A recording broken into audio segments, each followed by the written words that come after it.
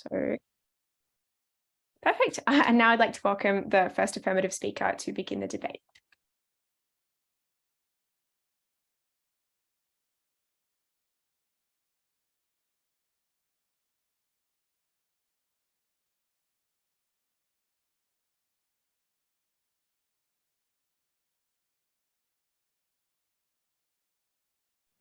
Hi, am I audible? Wonderful.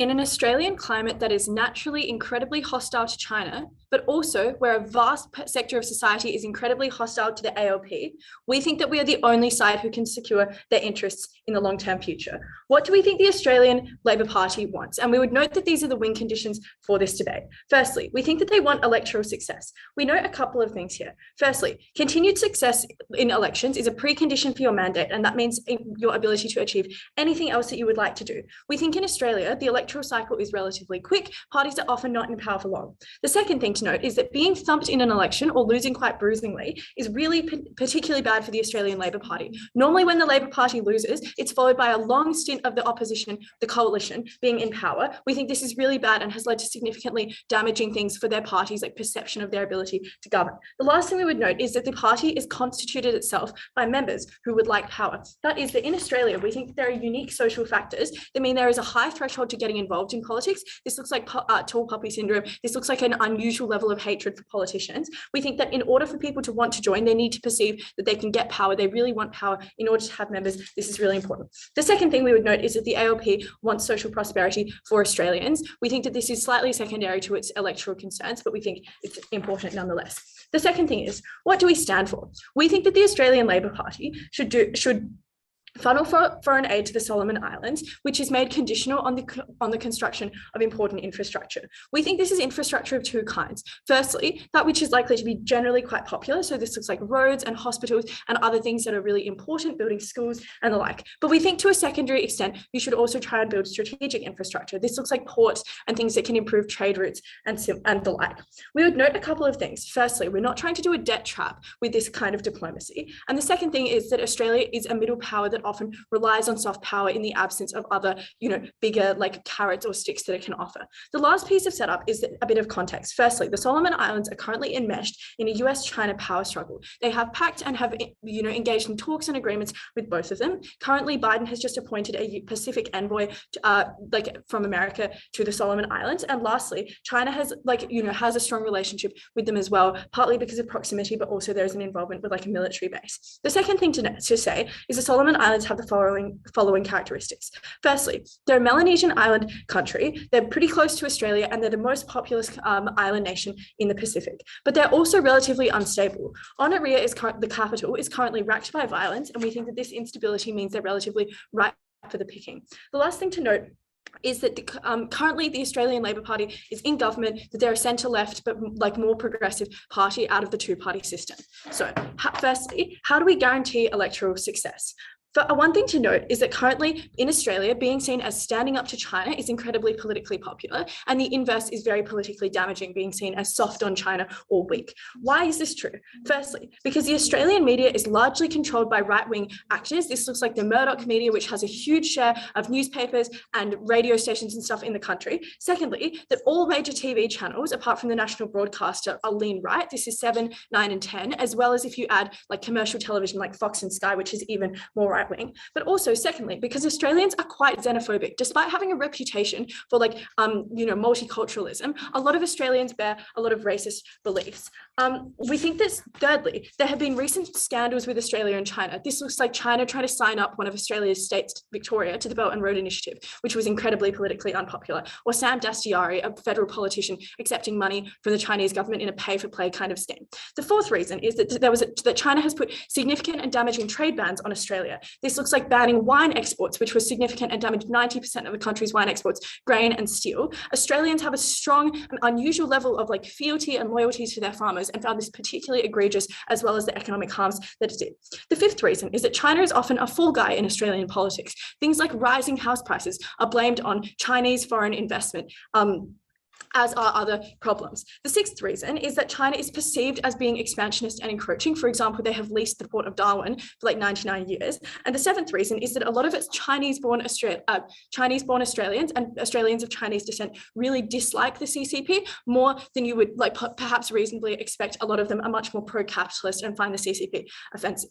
Why does this dislike of China matter? Because the ALP is currently already seen as close to China. This is for a few reasons, because of their political affiliation in general, being the leftier party, because former Prime Minister Paul Keating is writing numerous pro-China articles and is seen as senile and deranged, but still influential and like really, really likes China, because the former Prime Minister was fluent in Mandarin and had worked as a diplomat in China, and because the current deputy leader of the party is Chinese born and speaks Chinese and is perceived just because of xenophobic prejudices as being like perhaps a bit of a link to China or a link to the CCP. We say the impacts of this are threefold. Firstly, the mainstream media can weaponize a perception of the Labour Party as being close to China, which it cannot do when we are clearly aggressively competing with them. We think this is used as a battering ram, but also that it can play into racist and xenophobic perceptions of the Labour Party as being overly soft on China, which again, by taking that out of the arsenal, we make it much more likely that they can succeed electorally. The second reason that we think that this is in the Australian Labour Party's interest, the second point, is that this is a good strategic move. This is for a few reasons. Firstly, because it appeals to the US. We have two things to note here.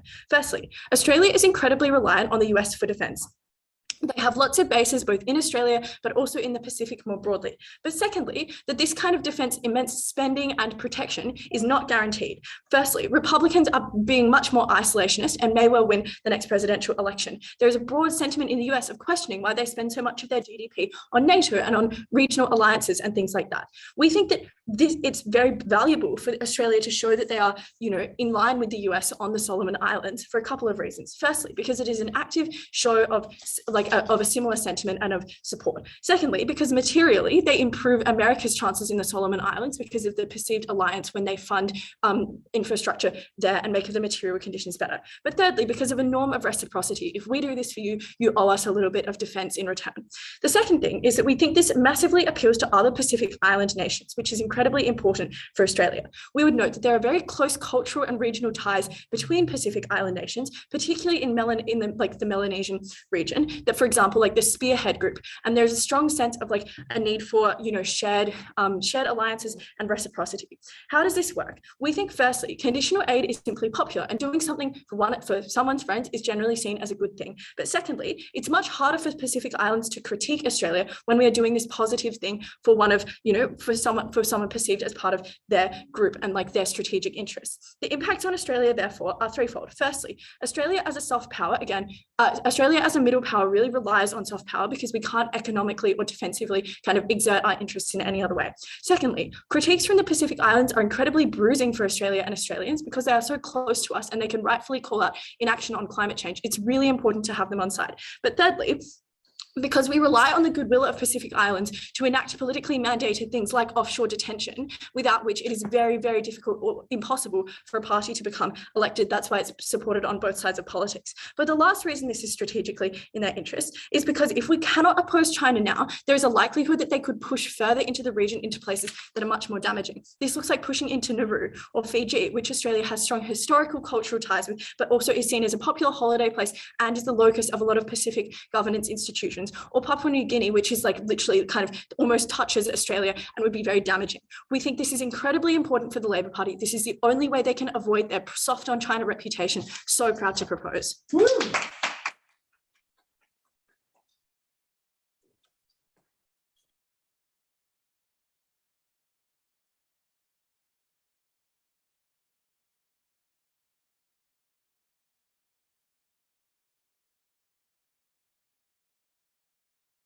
Okay, thanks very much for that speech. And now I'd like to welcome the first speaker of the negative team to introduce the negative team's case.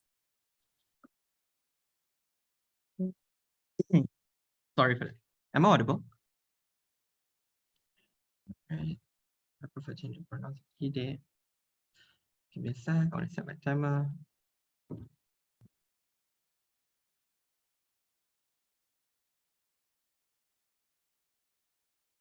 I'll begin my speech in 3, 2, 1.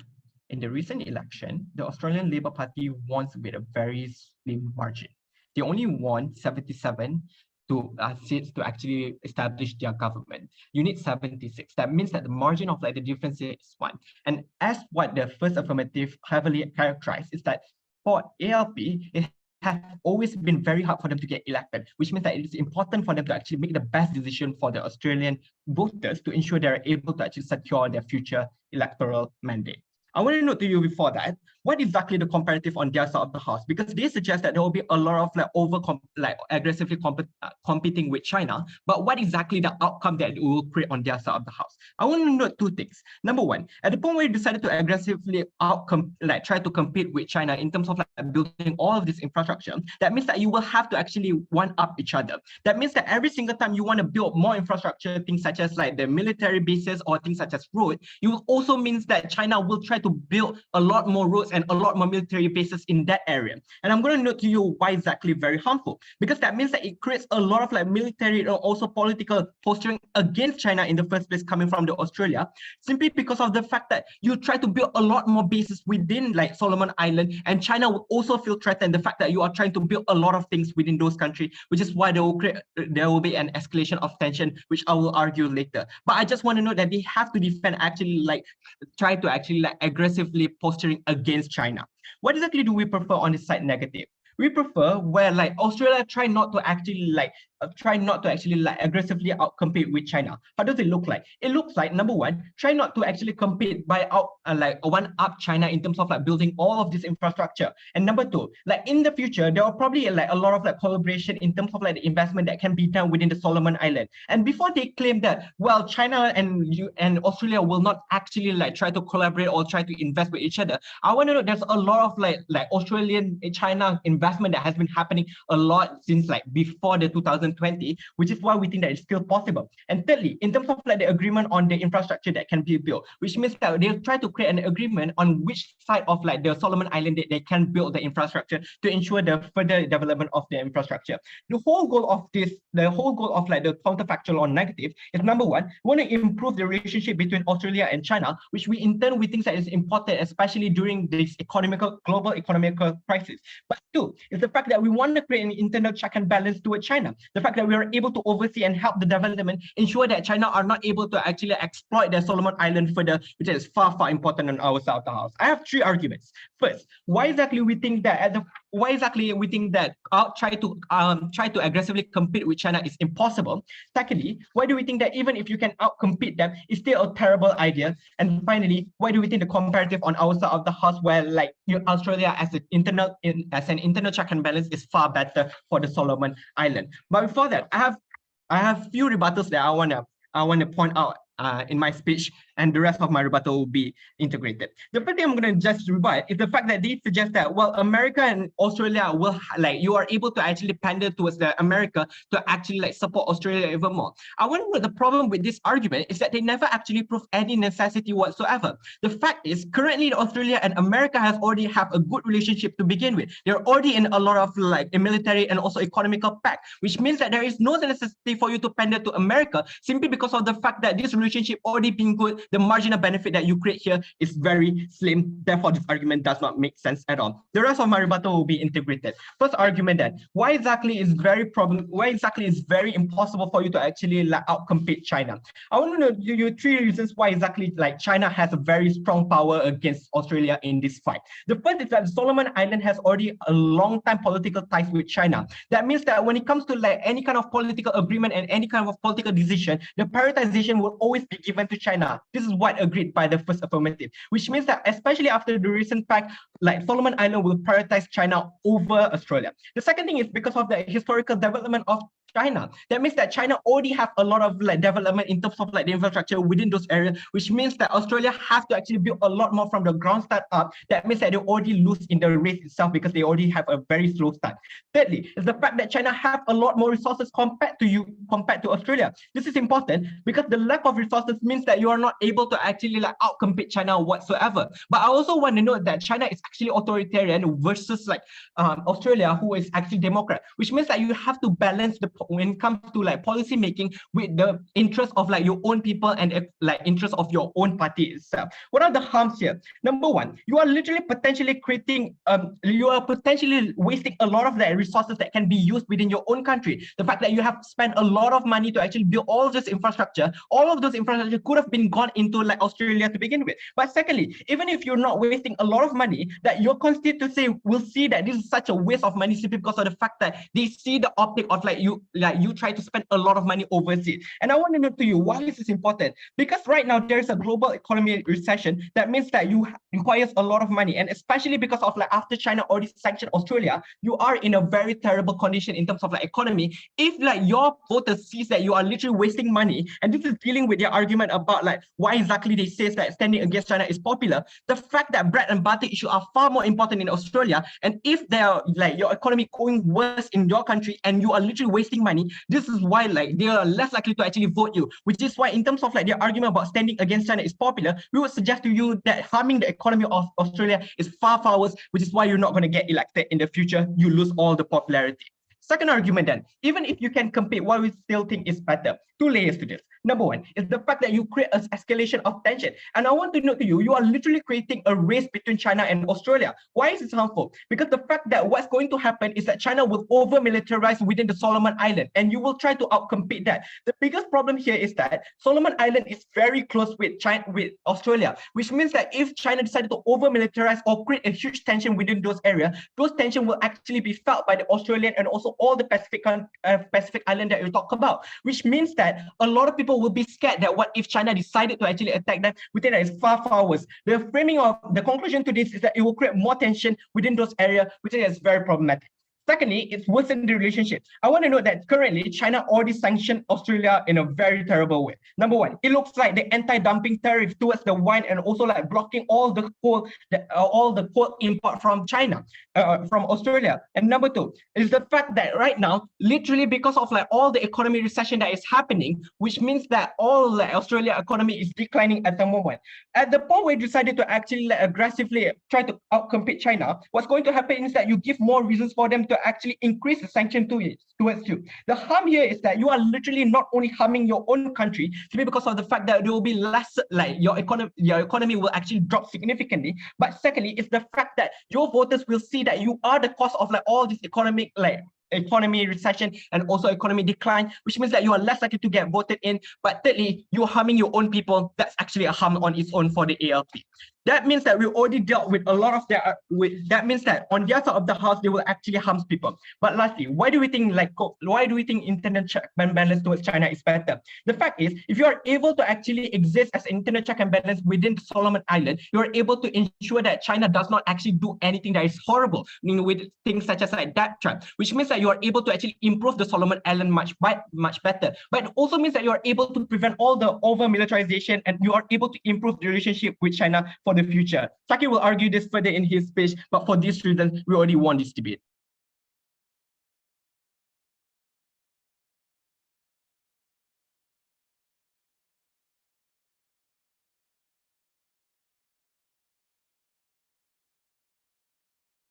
Okay, thanks very much for that speech. And now I'd like to welcome the second affirmative speaker to continue the affirmative team's case.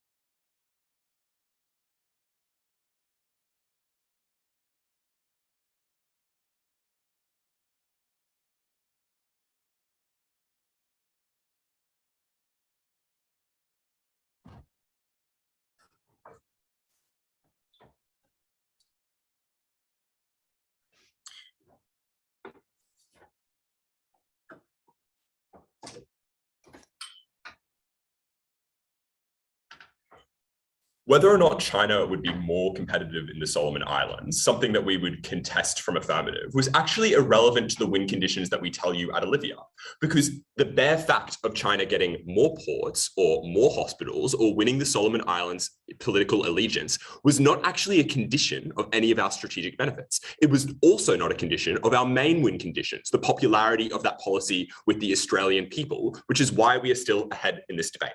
I'm going to do a few things. Firstly, I'm going to talk about what antagonism or like competing and one-upsmanship looks like. Then I'm going to talk about whether China would win on antagonism and with some of our discrete benefits. Okay, firstly, on this idea about like one-upping. So we get this assertion more or less from negative that says, no, you have to specifically go into an arms race because that is what it is to aggressively compete. Note that teams, for example, in debating can aggressively compete with one another by using different types of strategies. This is what countries do in all different types of international fora. Australia can lean into where its competitive advantages are in terms of the kinds of infrastructure that it builds in those islands. It can work in cooperation with the United States, which is already heading up this policy. There was no necessary reason why we had to do things that were going to be viewed as particularly militaristically aggressive, live steps that out at first. But the second thing that they assert about the characterization is that, no, this has to look like a one-upmanship because that is what it is to compete. Once again, you do not necessarily need to engage in like a stepping ladder of, no, you do this, now I do that. Even if you can, we can probably, even if you have to, we can do it in different fora, because that isn't like actually what competing looks like. Competing can look like doubling down on your points of difference, funneling more money into it in conditional aid. There's a whole different variety of things that we could do from competing. Ultimately, I didn't think that that was that important regardless, because I thought that the antagonism was going to look really good to the Australian people when the Australian mass media was overwhelmingly controlled by right-wing populists, the Murdoch family, when all three of the free-to-air cable television networks on Australia were right-wing, channels 7, 9, and 10, when Sky News was the biggest source of political dissent and right-wing populism in Australia. 3 questions following those clarifications. Is China actually going to win?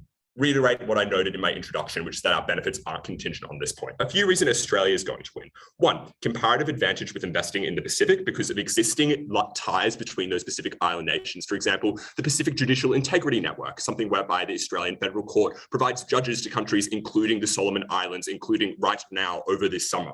2nd, comparative advantage in terms of historical ties with these countries. Australia was instrumental in quelling some of the domestic uprisings in the Solomon Islands over the past decade. Thirdly, you're not operating alone. You have the US leading this charge, already engaging with this charge, recently having agreed with the Solomon Islands to enter some type of pact, a partnership. The 4th is that your trade and your investment is actually more beneficial and desirable from the Solomon Islands because you are more likely to do things like do more or less strings free, here's some money to build a hospital, whereas China's pattern of investment, because they know that they cannot rely on the continued fealty of these countries because they often coerce them, is to do things like debt trap, to do things like lease out ports for very long periods of time, which is why Australia is the more beneficial party. The next one is like, and this is in response to China has a lot more money. Perhaps true, but they also, one, like, you know, we're going with the US who has more money once again, but 2, China competes in a lot of different fora. So this is Australia like concentrates its foreign aid in the Pacific, whereas China is trying to do more or less the same thing as this in a million different parts of the world, from Eritrea to Pakistan to the Solomon Islands to the South China Sea, which is why they were stretched thin. The next thing about it being like, oh, look, you look unpopular because you're using foreign aid on it. That doesn't engage with our material about why it is popular, but also like we can just take it from the foreign aid budget as is. It could go into the military budget. Australian like appropriation bills don't really exactly work like this. It's an executive decision on spending. Even that type of increase could probably be framed as popular, like we're going against China, that's why we have this increase, or we are doing more foreign aid because the Liberals failed on it. Their economic material was contingent on that point. We got more influence in the Solomon Islands, which was their win condition, not ours. No, we were still up from live. Second question in this speech on antagonism. What did we hear from them? They told you a few things. Firstly, that now because there is a race in the Solomon Islands, there is going to be more Chinese military investment in the Solomon Islands. Panel, this was uncomparative because there was already a race in the Solomon Islands, and that race was between the United States and China. That was the race that was incurring those types of investments, those types of harms that they wanted to talk about. Ultimately, Australia engaging in it could at most lead to slightly more military bases, but it was unclear to me why, especially if China was going to win, the bare fact of those military bases was going to be the tipping point in this debate. The next response was China has sanctioned Australia in the past. I think that's also something we can use in our framing, and we did live, and I will continue to when I move on to my next point, that bare fact proves nothing. And also, I think that even if it were the case that like, oh, sanctions are going to be bad, that in Australian electoral politics, it's incredibly easy to use sanctions as like pointing China as the evil guy, pointing them as the fall guy. That could be potentially beneficial for the Labor Party, which has policies of spending, which has policies of building up the welfare state because of their progressive allegiances, which is comparatively more likely to the LNP, the Liberal Party or whatever in the right wing, to do things like increase the spending amount, go into further deficit. You can blame it on China. That could be a really good trick. Next question in this speech. Continuing on antagonism of China, some new material from me. Some reasons why I don't think this will antagonize China that much. I've got 5. The first is that I think you can hide behind the United States because they're leading the front in this battle, that Australia will be viewed as at most a subsidiary target. It's unclear why Australia is the number 1. The second is that this is one of China's many forums of international engagement. That's part of a hedging strategy that they do where they try to convince small states to come on board with them. It also means that they're not particularly invested in any given small state. The reason they would be in the Solomon Islands is because it's a show of strength against the United States because of how recent international relations theory has worked up. They don't care about Australia exerting influence by its near neighbors comparatively much. The next one is that I think that China relies to a decent extent on trade from Australia and also the types of retributive sanctions you could see from the United States should they try to do things to Australia that were going to be so damaging because of the relationship between Australia and the United States, which negative concedes.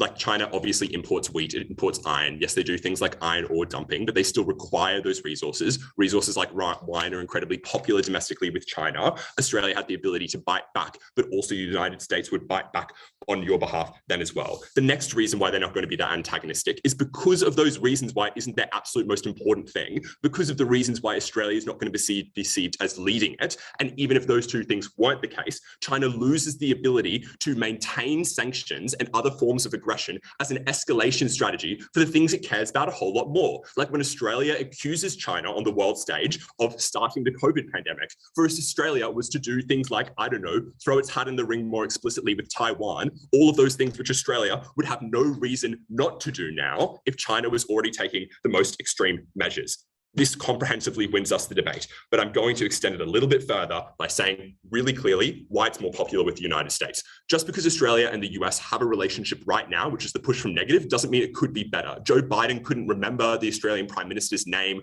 within the past couple of years. It was a massive gaffe. I think now you make it harder for them to disentangle, as they will do if the Republicans get in charge. And even if that's not the case, that you increase the esteem, you increase the likelihood that the United States comes into that for Australia, as I've already talking about. Their final push is you can work with China defensively, cooperatively. Every piece of analysis and framing from affirmative pushes back against that, as does some of their own framing about why China is unpopular. They need to win that clash to have a chance at that push. They don't. Proud to propose.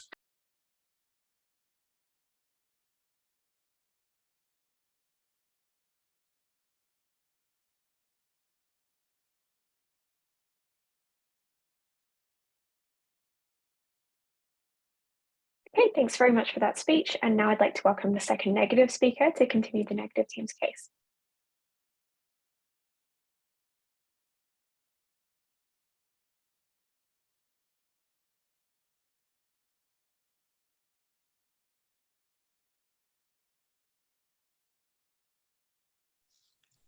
All right, hello. Am I audible? All right, thank you. Pronouns are he, him.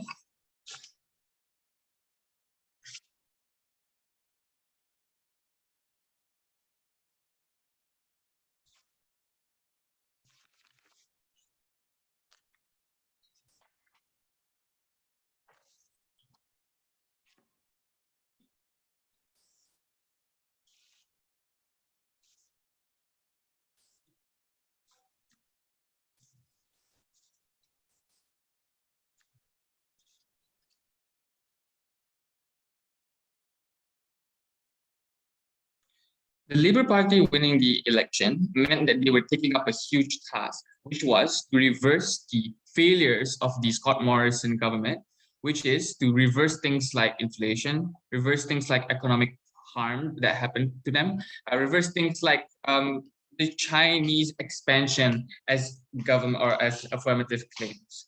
The problem is the strategy on the affirmative team is to double down on these Scott Morrison policies, which is that because Scott Morrison in the past was standing up to China, calling China that they were the start of the COVID pandemic, which inevitably led to sanctions. And now, as a new government, we should do the exact same things that put them out of office to begin with. The problem and the nuance here is that because China banned the Australian imports, the problem was that Australia is suffering economic repercussions.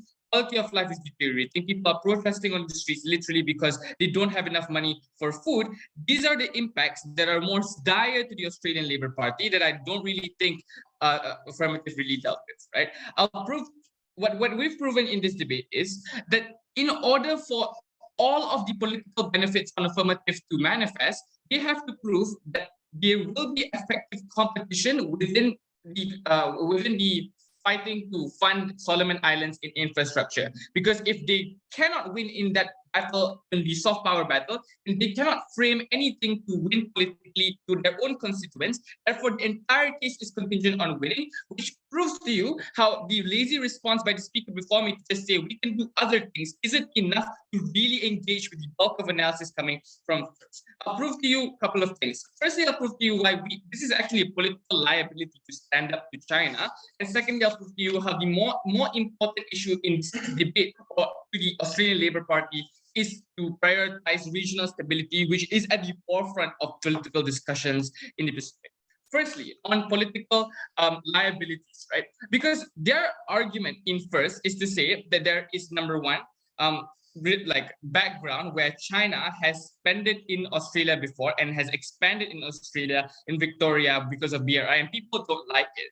But this, for some reason, existed in the same exact characterization when they say, well, now China is having trade war with Australia, and people don't like it either. I understand that politics can be confusing, but as a political party, you have to make a decision here. Is it to double down and attack China for like expanding, or is it to reduce the harms that you are incurring as a result of the trade war? Which means that what the strategy on the affirmative team is to crystallize the trade war, because you're going to stand up to China. You're going to say that I don't care what happens to me economically. Here are the repercussions politically when you do this. Number one, which means what happens is the problem that even they concede is that all Australians are struggling in the trade war because of the bans. That means if you buy the affirmative characterization that it is really bad, that the trade war has long-lasting impacts on their own constituencies, that is just political suicide to do the exact same thing that the past government did, which means that the better strategy is to do the exact opposite, which is to not want to antagonize China way more. I think that would be far better in terms of like buying out your own constituents, which means all of these same people that would have voted for Scott Morrison are now voting for you because you're reversing the harms of that. But secondly, I think you're taking up a huge political liability, right? Because you have for so long antagonized the party, the coalition that you went up against, and you're literally doing the exact same thing. I think this is harmful as well. But thirdly, using their own characterization on media houses exacerbating the political discussions, I think this happens way more on that side of the house, because now you're doing the exact same things that the right-wing pundits are supporting, right? I think you're emboldening them way more, which means you legitimize all of the past atrocities that the Scott Morrison government did to you. These are harms that exist uniquely because you stand up to China in a political climate that is unfavorable for you. Second issue on the arms race, they gave us like their refutation to this is number one, we can cooperate. We don't have to fund militarily because it's a variety. I have a couple of responses to this. The first is, what are these varieties, right? Because I don't really think it's enough to stand up to China if you cannot sell it to your own constituencies that you are winning against the fight to China, right? Because I don't really think economic progression for the Solomon Islands will make you get so much political currency back at home. What would give you a lot of political currency is giving up military aid to them, or giving up and setting up infrastructure that would be strategic for you, as even first agrees. What this looks like is the characterization that we gave you, which is that more often than not, you're going to fund a lot of things that would increase tension between these states. And they've done this in status quo, right? Because for every weapon that China gives to Solomon Islands to protect their interests in the Pacific, Australia does the exact same thing and does more of it and fund weapons to Solomon Islands as well. And this is a fact.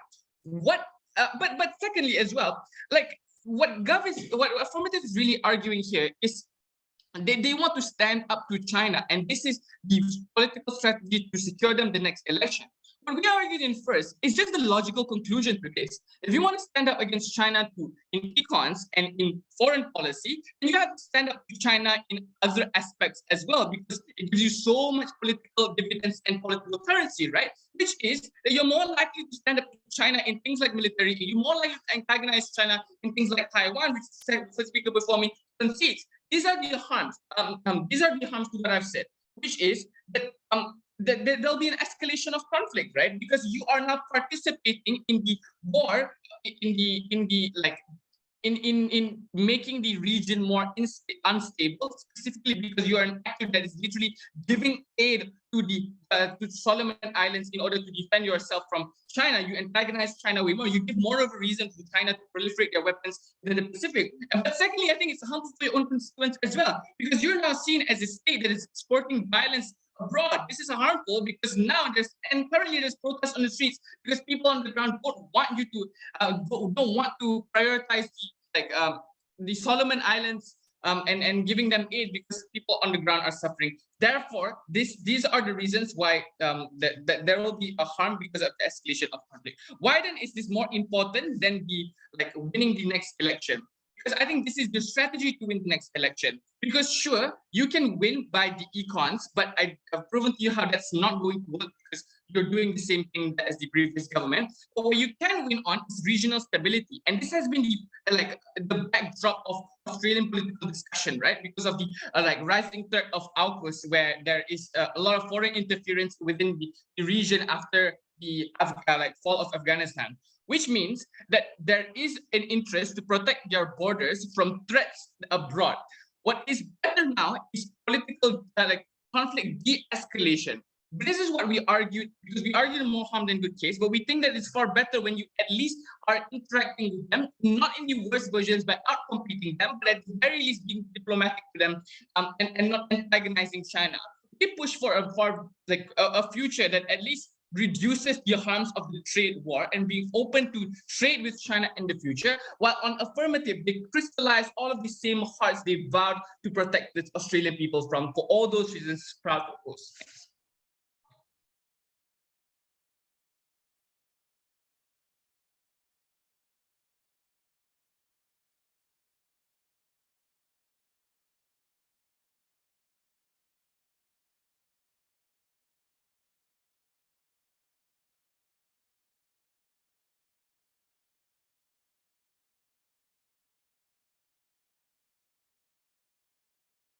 Okay, thanks very much for that speech. And to conclude the substantive portion of the affirmative team's case, I'd like to welcome third affirmative.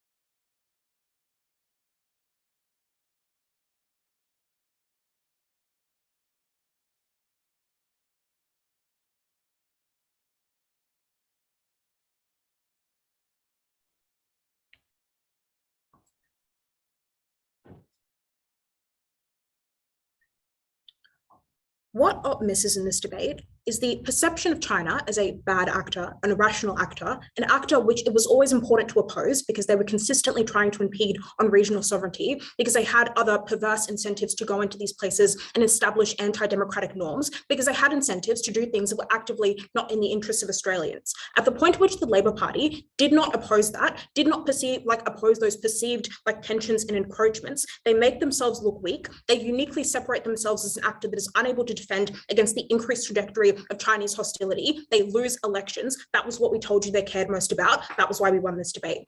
3 clashes in this speech. First of all, what do the incentives of the Labour Party look like in responses to their material about Scott Morrison losing because of his positions on China? Secondly, why we likely win these contracts, why we likely build more infrastructure. Thirdly, on Chinese aggression, what actually happens in response. On that first point, we told you there existed static incentives to oppose China in some capacity. What did we tell you? We told you the fact that economic issues in Australia, by virtue of our reductive conception that most people have of economic issues, usually gets pinned on China. That was because of the Murdoch media press. That was because China was perceived as like an immoral and nefarious actor. We told you about xenophobic political sentiments. We told you about the perceived encroachments on regional sovereignty. The implication of that on this debate, and this was crucial, was that in order for the Australian Labor Party to be perceived as a strong actor, they needed to do something. The question that decided this debate was whether or not building infrastructure, things that had like determinatively good pro-social benefits, things that were perceived as being good economically, protracted benefits of like actually stabilizing that economy, stabilizing that region, were better than the other things that we told you that the Australian government had the capacity to do.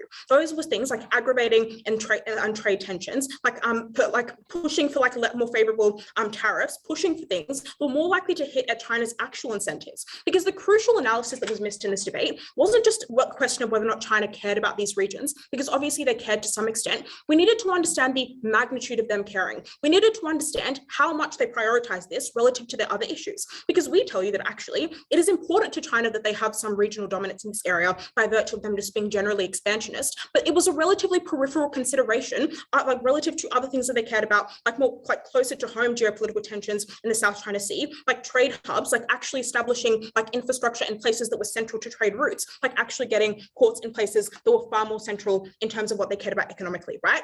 At that point, I think you need to reframe all of the analysis that has happened in this debate, because it wasn't true that China absolutely had an incentive to consistently oppose you. And we tell you at that point that the harms of the Australian government, the ALP accrues by doing this, are relatively minimal. We think we mitigate a substantial portion of what they tell you. But the other things they tell you with regards to like Scott Morrison and why you had incentives not to do this because you would lose in the future. A couple of reasons why we told you that Scott Morrison likely lost the last election that were independent of like China and his position. Firstly, on the climate, we had really bad bushfires that he was unable to prevent and unable to mitigate the implications of. Secondly, because of like perceived like party instability that were general to the Liberal Party and independent of other things. We told that in actuality, he was strongest on foreign policy because Australians just have a general perception of China as being an antagonistic actor we need to protect against. Okay, next in this debate, why do we win and get these contracts? The first thing to say here is that it didn't just look like you going in and building a port and going in and then trying to build like another port, right? The Solomon Island probably only needed a like set amount of ports. You probably didn't just continue adding and doubling up. That meant you were likely negotiating for the contracts. That meant that the Solomon Island made decisions about which contract looked most attractive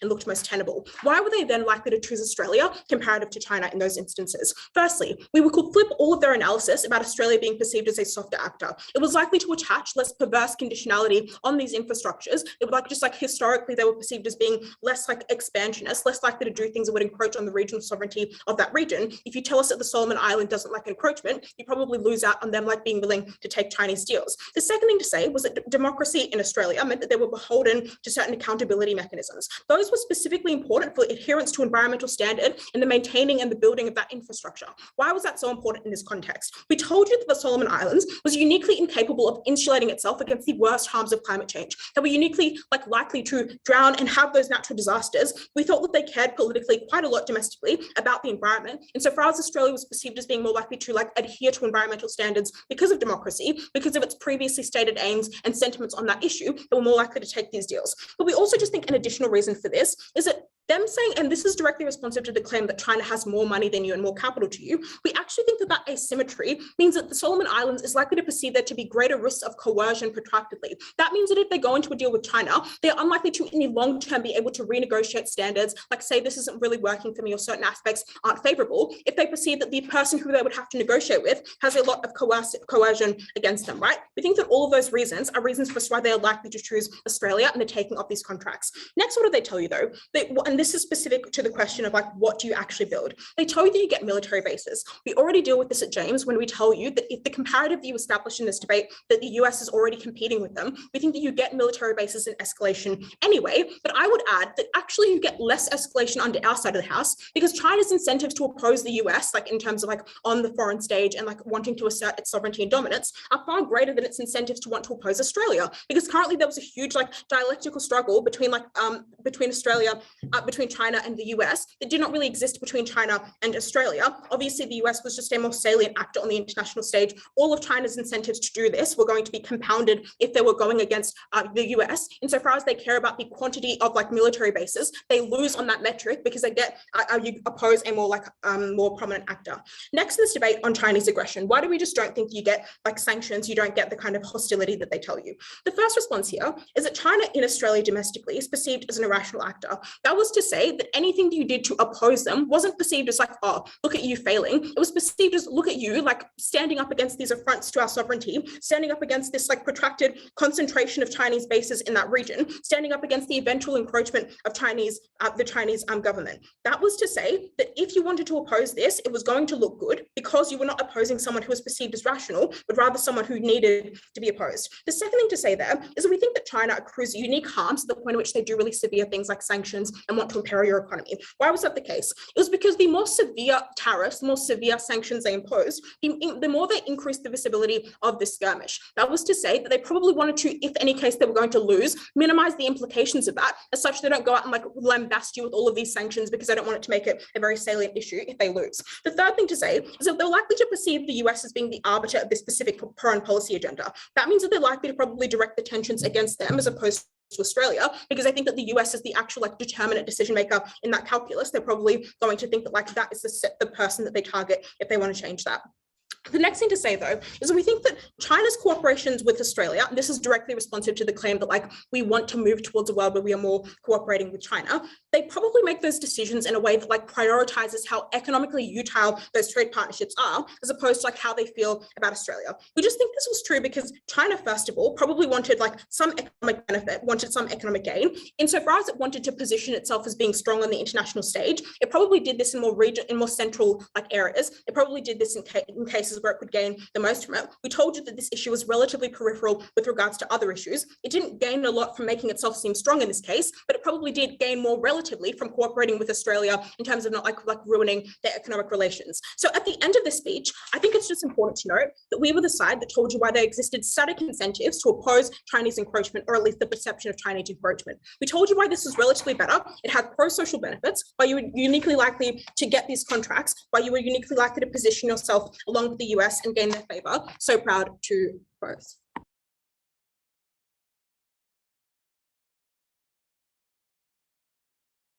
Okay, thanks very much for that speech. And to conclude the substantive portion of this debate, I'd like to welcome the third negative speaker.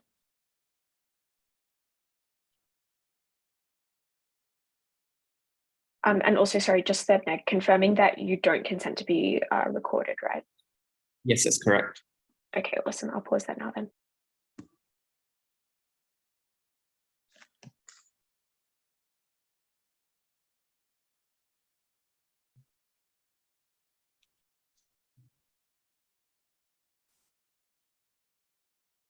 I'd just like to ask a series of questions that will disregard the issue that Affirmative brought up. Why was giving trade or economic progress to another country abroad ever going to bring political dividends locally? And because the benefits are elsewhere, right? So you need Australian people to be invested in the Solomon Islands in terms of media coverage, in terms of airtime. But Affirmative never really told us why this was important. They threw terms like climate or stability, regional stability, but what is really the mechanism for Solomon Islands to ever listen to you just because you give funding in infrastructure? Because I think all of their benefits are contingent on Solomon Islands listening to you when they literally have a much stronger bargaining opposition, which is China. But even if we gave you those mechanisms, I'd like to contest what is the quantity of like how much more votes will you really get by investing in Solomon Islands? If they concede Scott Morrison was really good in foreign policy, then I think he would have gotten those votes anywhere. Anyway, was Solomon Islands really going to be a voting issue in the next election? I doubt it, because I think there are more bread and butter issues. I think everyone would agree to this, which means that at best, you get some political currency, but this political currency was, number one, probably would have gotten anyway. But number two, I doubt the quantity is that much. Therefore, what is the real issue in this debate? Because I think that we've been consistent by arguing that it's geopolitical stability. We gave you a couple of characterizations that both teams agreed on, which is number one, there was rising threat in AUKUS because China was defending against this rising threat of the pact. Secondly, how both teams agree that there was a threat in Taiwan in the Pacific where China is posturing against them. And thirdly, how Solomon Islands is incredibly close and would be a really important strategic ally if there were to be a military problem. The context that affirmative does not agree with is that China is already funding a lot of military aid and a lot of weaponry to Solomon Islands. And this is a fact because they want to maintain all of their benefits in the Pacific. So what happened, and I agree that the US is already competing against China in Solomon Islands and also giving them weaponry, and I agree to this. But these are the exact ingredients to political tension, because when you have things, when you compete in infrastructure trade, what happens is you have to sell something that is important, right? So nobody's going to care about economic benefits in Solomon Island, but what people will care about is that you're defending against Chinese expansionism. And that is the problem, because now you've put yourself in a trap. You have to defend against Chinese military intervention, but that will obviously lead to regional instability. But secondly, even if you do not do that, you're perceived by China to doing that, and that will mean that you suffer all of these same harms because China will pump in more money into Solomon Islands, and you will, because they feel like they're being cornered. But thirdly, because the harm to this, like the conclusion to this is that there will be tension. This is the main problem in Australian politics if this does happen, because it doesn't matter if there's economic benefits or it doesn't matter if there is economic progression in the Solomon Islands, because what was more important is the regional stability and what happens to Solomon Islands that would impact Australians in the long run. What happens in the short term, however, at best, there'll be more sanctions because China feels antagonized. At worst, there's an arms race. But in the likely outcome is that Australian people feel as if you're exporting violence and you're trying to win a war that you will never win, and it's impossible to. You're meddling with regional stability. Therefore, at best, you lose the next election, but at worst, you lose multiple elections in the future. And that is the political liability that negative does not want to trade. We take this debate. Thanks. Okay, thanks very much for that speech. And to conclude the debate, I'd like to welcome the affirmative reply speaker.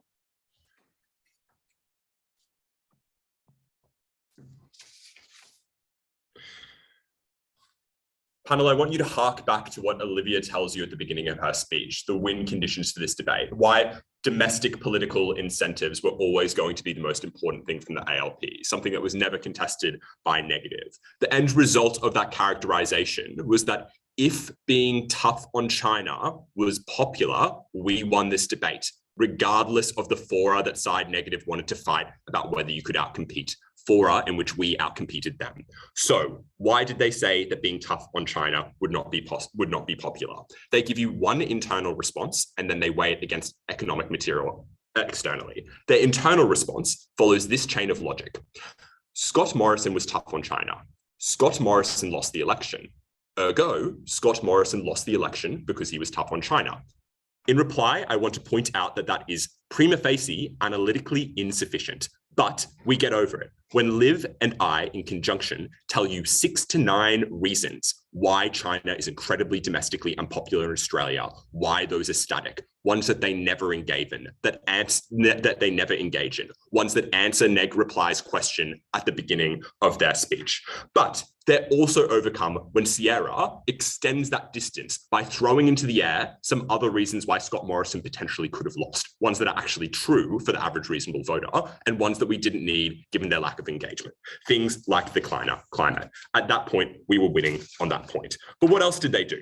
They pushed back on it and they said that economic material conditions are more important to Australian voters, which was never going to be a winning strategy without engaging with the benefits and the strengths that we brought you from side affirmative. But even if they win this issue, it fails because they didn't engage with our framing down the bench about why, no matter what happens domestically, economically with Australia, you can frame China as the cause. They didn't engage with Liv's historical analysis as to how you have framed China as the cause in the past, how it has been successful, why you would do it in the future. They didn't engage with me when I flipped that issue at second and said that now you could hide any other economic woes of the ALP under blaming China, under these issues, which is why it didn't matter if they won this point, which they don't, because we could flip it, because we could run the narrative.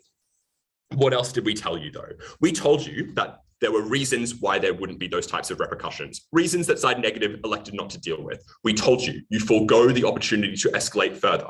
We told you, and this deals with their competition and arms race point, that there was symmetry when the US was already competing with military bases, something that they never engage in down the neg bench, and that co-ops all of their harms for the symmetric nature of that they want to put forward. The third is we tell you China hedges its benefits across different investment strategies. We tell you that there are negative deterrents from China doing this, such as retributive American sanctions, which get better on our side, such as domestic consumption patterns in Australia. We tell you that there is also a level of domestic, as in Australian to Solomon Island competition symmetry through things like the Pacific Judicial Strengthening Initiative.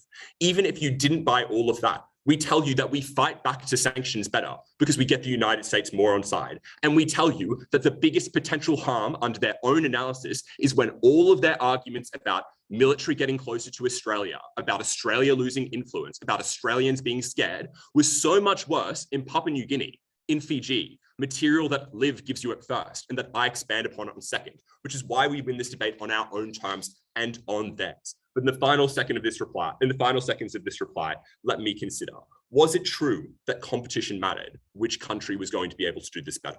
Even if it did, we won because we gave you reasons why Australia would be better.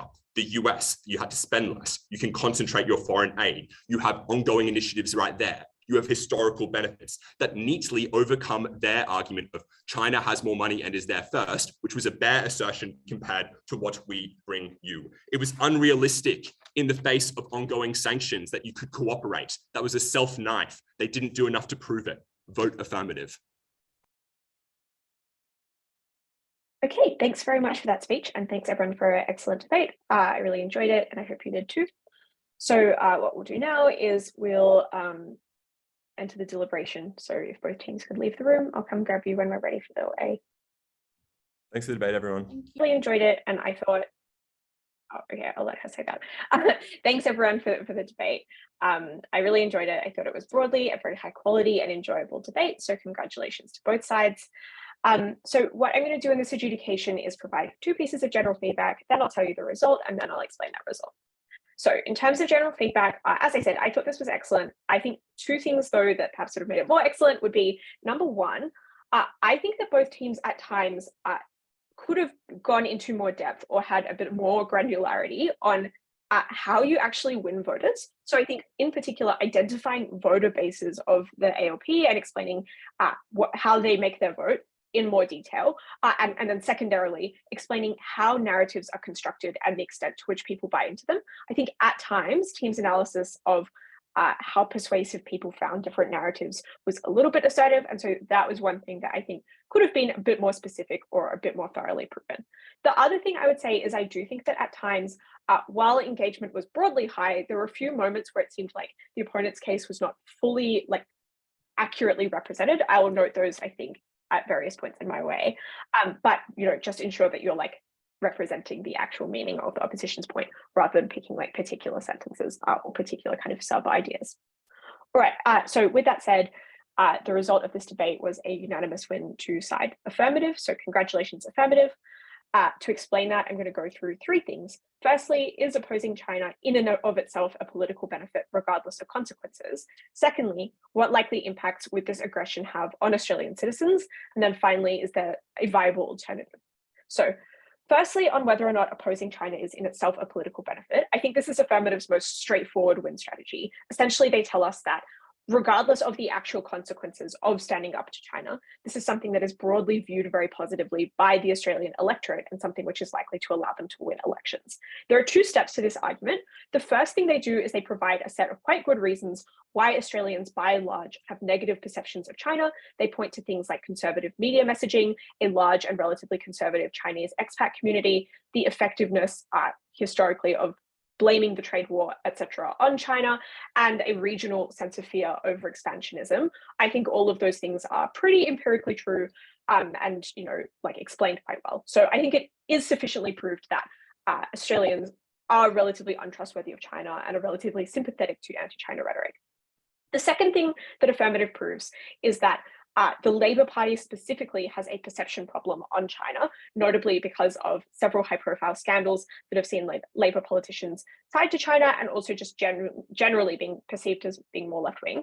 I thought this was like fair, but probably a moment where we could have had a bit more specificity about the voter bases that affirmative was hoping to win over. Broadly, though, I think that this reasoning goes to suggest that there is something to be gained from a degree of antagonism towards China politically in Australia right now. I'll note also, I think it would have been useful to have a bit more specificity about why the Solomon Islands was a specifically useful place to be doing that. But I think that what we got broadly was good. So negative has two responses then. The first and kind of dominant response is about the economy, to suggest that getting sanctioned or having trade consequences as a result of brinkmanship with China is something which creates political harms. Like obviously, if your economy is very bad, if you have a lot of inflation, that is something which is likely punished by voters. I think that this is well explained, but suffers a little bit from two lines of response. Well, I suppose one line of response and one observation. The observation is just that this is contingent on proving that these economic harms do eventuate. So we'll get to that later. But I think additionally, affirmative is able to mitigate this pretty well by suggesting that a lot of economic harms can be kind of scapegoated or blamed on China, such that this is not necessarily something that Labour is directly punished for. That doesn't mean that voters don't punish economic harms at all, but it does certainly mean that it is perhaps less determinative than Neg might like. The second claim that we get from negative is to say, well, ScoMo was particularly, strong on China, and he obviously lost the election, which suggests that voters do not infinitely prefer the anti-China candidate. I think it is like this claim is clearly not entirely logical, as pointed out by affirmative reply. Like I think it is unclear that is the reason why Scott Morrison lost, but it does show that being tough on China is not something that innately wins you elections, or that there are other things that voters care about. So at the end of this issue then, I think that affirmative does go quite a long way in suggesting to us that opposing China reaps political rewards, but does not necessarily prove that this is the unique or best path to doing that. So I think they're leading in the debate at this point, but I'm not sure this quite reaches the threshold of immediately winning them the debate. So that means then it's kind of useful to think about practically what this looks like and the extent to which this allows Labour to send the messages that affirmative wants them to send. So what likely impacts does this aggression have on Australian citizens? I think there's two parts to this. The first is just how Australia is how likely they are to succeed. And the second one is how will China respond? So on success, I think negative kind of somewhat correctly observes that you probably get more political benefits when you're winning. I think affirmative does still show that merely opposing China is something which is valued in Australia. But I do think that they show that, doing that well probably gets you better political benefits. I think that's a fair observation. And they give us three pretty good reasons why China might win. They tell us that they're richer, that they have a head start, that they've started to create pacts, etc., with the Solomon Islands, and also that by virtue of not being a democracy, they have easier mobilization of resources because they don't need to worry about voter backlash. However, I do think that affirmative is able to give three pieces of analysis that suggest that Australia is at least as likely, if not more likely, to win. The first thing they tell us is that China, while larger in terms of resources than Australia, is spread very thin, and that means that for each individual country that they're trying to, geopolitically battle over, they do not have that many resources to put towards them, and they also do not care about them as much. And additionally, that there are also the resources of the US to contend with, which suggests that the difference in resources is not as large as negative claims. The second thing that affirmative provides are reasons why there would be significant buy-in in the voter population to spending resources in this way, namely that there is a fear of regional interventionism, which probably means that people are okay with this in a defense sense. So I think that the claim about mobilization of resources is probably untrue. And then the third thing, which I think was particularly powerful, is a claim about the way that contracts for infrastructure work, which is just to say that there are a set of reasons that make Australia probably a favourable partner, namely that they don't try and do things like debt traps, that there is more democratic accountability, that there's a sense of regional connection. And those things mean that in terms of the decision making that the Solomon Islands likely does, there are a set of quite good reasons why if they received a strong offer of building infrastructure from Australia, that they would take it. At the end of this, it doesn't seem entirely sure that the Solomon Islands would pick Australia, but I think affirmative does enough to suggest that it is pretty likely, such that the risk of like losing big is substantially mitigated. The second thing then is about China's response. Negative's claim here is to say, well, this likely inflames tensions and means that China actually just goes harder in the Solomon Islands. But I think this is problematic and is unable to win the debate for a few reasons. The first thing is, I think that this is mitigated substantially where affirmative tells us that there are already tensions with China. They probably cannot inflame infinitely. And specifically in the Solomon Islands, there's already an extent to which these kind of fights with the US are symmetrical. So it is unclear like the actual quantity to which this inflames tensions or which this ramps up Chinese interventionism in the Solomon Islands, which means that this seems not particularly determinative just in scale. The second claim that we get from affirmative is this isn't even necessarily a bad thing because the electorate responds quite a lot to a sense of competition with China, which I don't think gets sufficient response. But the final thing that they tell us is just that there are a series of other arenas in which China is already punishing Australia. They probably don't have an infinite desire to spend their kind of like sanctioning bargaining points. So it seems unclear that they respond in this way. It seems disproportional. So I don't think that China is likely to respond as drastically as negative claim, but I do think even to the extent that they ramp things up a bit, that is something which affirmative sufficiently proves is good politically for the Labor Party.